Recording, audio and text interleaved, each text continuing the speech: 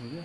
बच्चों, आज आपको एक चर वाले रैखिक समीकरण के बारे में बताएंगे।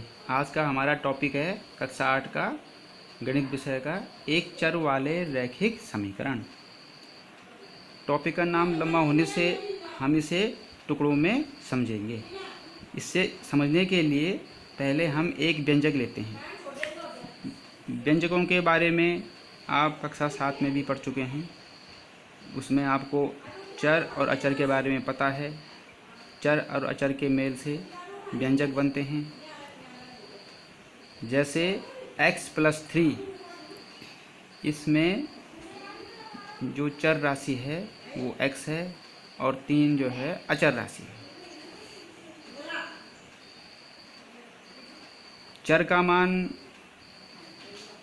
बदलता रहता है जबकि अचर राशि का मान स्थिर होता है। अब हम आते हैं समीकरण पर।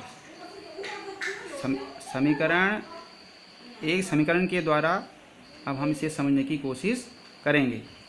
जैसे x+4 = 6। समीकरण में सबसे प्रमुख बात यह होती है कि इसके बीच में समता का चिन्ह होता है। समता के चिन्ह के बाईं ओर बायां पक्ष कहलाता है और दाईं ओर दायां पक्ष कहलाता है। इसमें चर राशि x का मान निकालना होता है और मान निकालने के बाद हम दोनों पक्षों को जांच के द्वारा बराबर करके भी दिखा सकते हैं। अब रैखिक का अर्थ होता है इसमें चर राशि की अधिकतम घात 1 होती है और चर x और x में ही हो सकता है, y और किसी दूसरे चर में नहीं। अब हम कुछ और उदाहरण लेते हैं। जैसे x-3 = 5, x-3x 6 = 22, y-5 = 10। ये सब रैखिक समीकरण हैं। इसमें चर x या y की घात 1 है। इसके अलावा अब हम और व्यंजकों लेते हैं। x² - 5x = 10, 2y² - 3x = 10। ये रैखिक समीकरण नहीं है क्योंकि इसमें चर की घात x² में 2 है और y² में भी 2 है, यानी कि 1 से अधिक है। अब हम उदाहरणों के द्वारा समीकरणों को समझने की कोशिश करते हैं। पहला समीकरण लेते हैं x-5 = 10। चर को सामान्यतः हल करने की 2 विधियां हैं। पहली विधि है कि हमें बाएं पक्ष में अचर राशि का मान 0 करना होता है और जितनी राशि हम बाएं पक्ष में जोड़ते हैं उतनी ही दाएं पक्ष में भी हमें जोड़नी या घटानी होती है। अब इस समीकरण में x में हमने 5 जोड़ा और 5 की विपरीत संख्या यानी कि -5 लिख करके तभी हमें 0 प्राप्त होगा।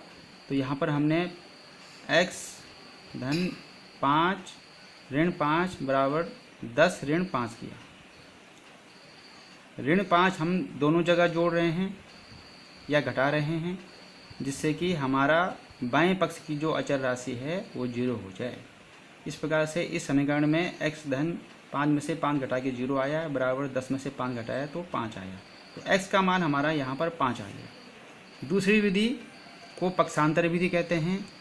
इसमें बाएं पक्ष में अचर संख्या लिखी होती है, बाएं पक्ष में चर संख्या होती है और अचर संख्या हमेशा दाएं पक्ष की ओर चिन्ह बदलते हुए जाती है। इस समीकरण में x = 10 -5 लिखेंगे और x = 10 में से 5 घटा करके इसका मान 5 आएगा। उत्तर हमें वही प्राप्त होता है दोनों विधियों से, लेकिन अधिकतर पक्षांतर विधि ज़्यादा सरल मानी जाती है। पक्षांतर करते समय एक बात का जरूर ख्याल रखना चाहिए कि चाहे हमें चर या अचर राशि का पक्षांतर करना हो, उसका चिन्ह हमेशा बदल दिया जाता है। यानी कि अगर धन होगा तो ऋण लिखते हैं और ऋण होगा तो धन लिखते हैं। एक अन्य समीकरण समझने के लिए लेते हैं। 2x धन 5 बराबर ऋण 3x धन 20।